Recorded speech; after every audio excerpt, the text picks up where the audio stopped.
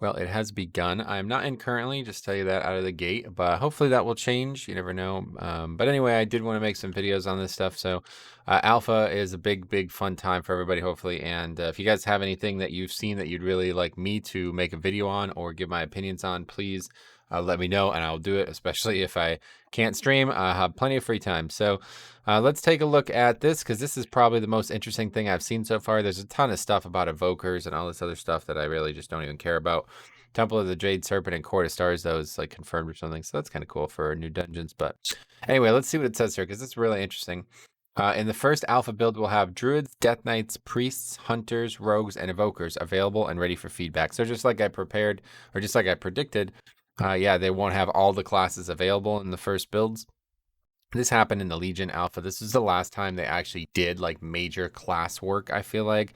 And that is really encouraging to me because if you remember how good classes, at least I felt like how they ended up playing out in Legion and how strong they felt in Legion, I think this is a good thing to hear that this is that level of, it's not, they're not just throwing together talent trees and it's like, go at it. Anyway, there's some UI elements such as specialization choice, which are works in progress. Some talents do not function yet, which are labeled New York Institute. We've been seeing this for a long time. There's some talents that are not fully tuned yet, of course. This is expected, and we will implement tuning adjustments throughout testing. Yeah, we know. For the classes not listed above, we are developing their trees, and they will be brought online in the coming weeks. The responses to our blog previews were highly valuable as they allow us to make some early improvements while we didn't yet have a public test environment. Going forward, we aren't planning to publish any additional Dragonflight talent previews in blog form, since we'll add the remaining classes to the alpha as soon as they'll reach the ready to test state. And this makes complete sense, obviously, because now that everybody has access, well, everybody who's been selected to have access has access to these things. It's not really needed to be, something like a blog post anymore. So, our next class coming though is the Shaman, which I'm really excited about. I think Shaman is the one I'm probably the most excited about at this point. Obviously, Blood DK, we already saw that one. So, Shaman is the one that has the potential for the most interesting stuff. There's some things that I love about Shaman from like Classic that just aren't in Live WoW, and I really hope they would return.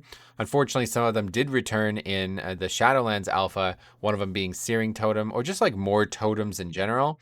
And yeah, the great community who plays Shaman got it removed. So we'll see. Maybe this time around it'll work out. I think, it works better since it's a talent. It won't be like a mandatory thing for everybody's like, gameplay. But in the alpha build, this is really cool too. In the alpha build, you'll see that testers can only swap talents and loadouts in a rested area.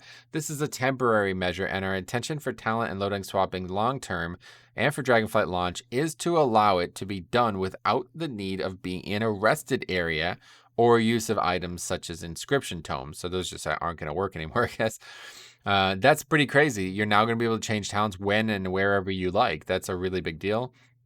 Other restrictions will still apply, though. Seems like you're still obviously not going to be able to do it while you're in combat, but you will also not be able to do it while you're in a Mythic Plus or PvP match, which is normal and it's expected. But we want players to have the freedom to change their talents and loadouts at almost any time. So currently, there are people who do this in keys. They switch specs and talents in keys. They'll leave and get a summon, or they use their portal to the front of the dungeon and then walk right back in. I've heard people do that in Necrotic Wake for the last boss, is like Warlock and stuff. So this is this have a really big impact on the gameplay. It sounds like a cool little quality of life thing, but this could actually really impact gameplay too. We're also planning to add a few second cast time between moving from one loadout to another, or between adjusting and respecking existing talent trees. That's fine. Okay, so this is also interesting. We got some great feedback from our talent blog post and want to share some of those points of feedback as well as our current thoughts.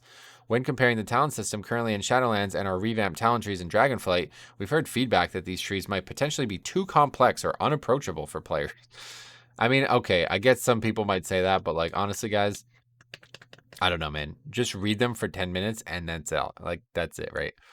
But anyway, as a result, we're planning to include starter builds, which are default talent selections that players can opt into as a guide for players that don't want to heavily interact with the system.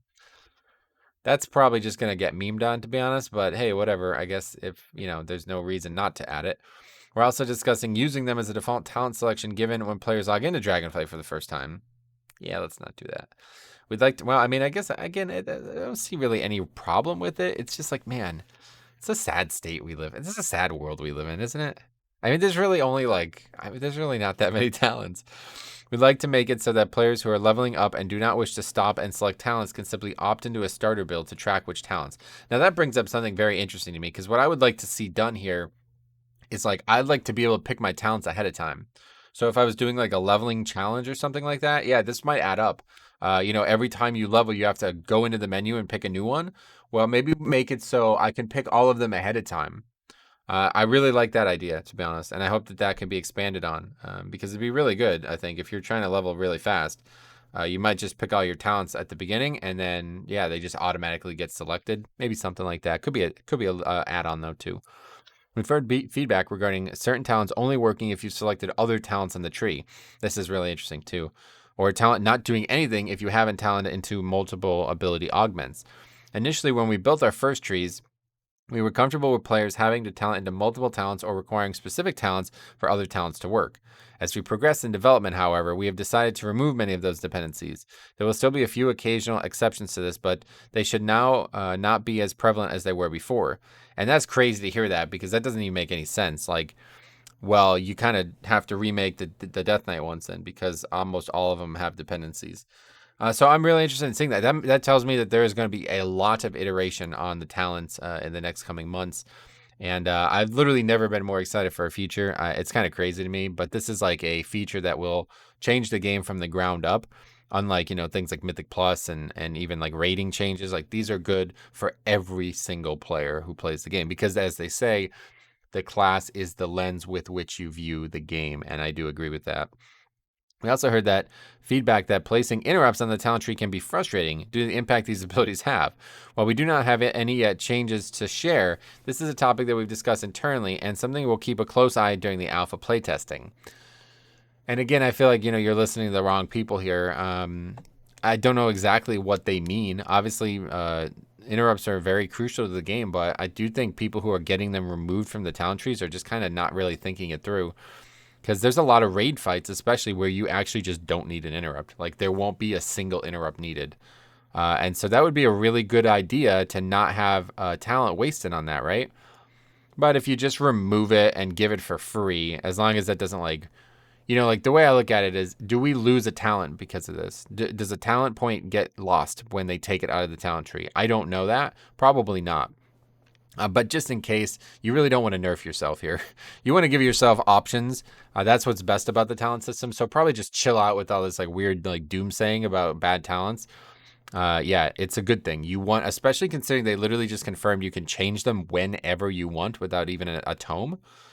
Yeah, why would you be upset about that? You can literally change from pull to pull if you want. That's a huge feature, guys.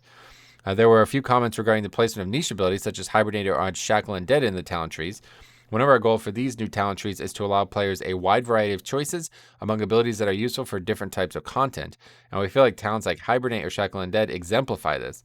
Nonetheless, for this and all of the above, we're taking this feedback into account as we work on further iterations of the talent tree. So it kind of makes it seem like they're saying like, no, we like the way a lot of this is working. But I don't really have much opinion on that, to be honest. One other thing, though, that's happening right now, Wowhead is actually... So by the way, Shaman confirmed. We talked about this. Shaman confirmed to be the next class that we will get talents for, seemingly Monday, or probably Tuesday, the next like build or whatever comes.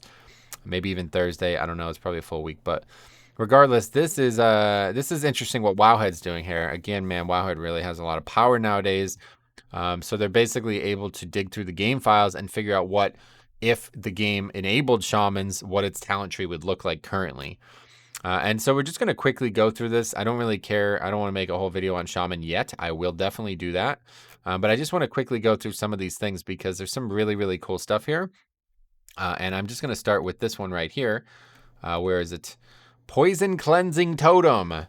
That is awesome. Summons a totem at the target location that removes one poison effect from a nearby party or raid member within 12 yards every 1.5 seconds.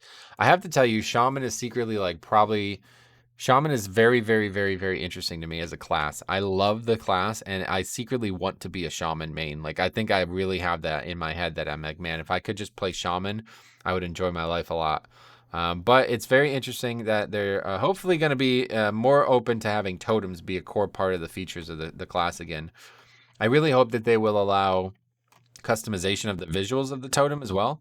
But regardless, I'm really excited for that because seeing poison cleansing totem is really, really cool. There's also mana spring totem. Summons a totem at your feet for 15 seconds that restores mana to your party members within 30 yards. And when you cast a spell. So Resto, it's Riptide, Lava Burst for Ellie, and Enhancement, it's Storm Strike. So that's not, you're probably not going to get many Lava Bursts in as a, well, I don't actually know anything about that, but I know Riptide, you'll only be able to get like what, like, can you get 4 in 15 seconds? I'm not really even sure. I think you can get 4 in. So that could be potentially really weak, but either way, it's just cool. It's just cool, man. I don't even really care. I just really love to see more hybridity and more totem type stuff because they have such cool stuff, man. It's the same with Paladins. Now, Paladins are on here too. I'm not going to look at this because this is honestly, if this is actually all they got right now, I don't want to see it. There's like almost nothing here. So we're going to, Paladin and Shaman are the things I'm the most interested in class wise. Besides Blood DK, now that we see Blood DK changes as well, we'll probably be making a lot more videos on talent stuff. But I have to say, there's a lot in here I could talk about. This is cool too. Increase the number of elemental shields you have active on yourself. You can have Earth Shield on yourself and one ally at the same time. That's a great talent. I'd love to see that for like leveling. Really, really cool talent to have both on. Earth Elemental getting the conduits and stuff built in. I really like that. There's really just nothing I dislike about this for Shaman, and I really, really hope that they will add more totems. I really, really hope that there will be more original flavor from the class because look at, here we go right here. We're already seeing it. Flurry, probably one of my favorite interactions ever in the game was when auto attack swing timers would be a really important part of the game. It's really wholesome. I really feel like it's very like foundational to why I like classic WoW. And even though it's kind of overly basic nowadays, I love that. I really do love that. And I hope that they will continue doing this. So hope to see more Shaman stuff. Like I said, I can make, there will be a whole video on Shaman and Paladin stuff when it comes out. So anyway, leave your thoughts on this, guys. What especially you think about this blue post. And just let me know if you want to see anything else. Like if you see anything that you'd really like to hear my thoughts on, I will happily do a video no matter what. So thank you for watching. We'll see you guys in the next one.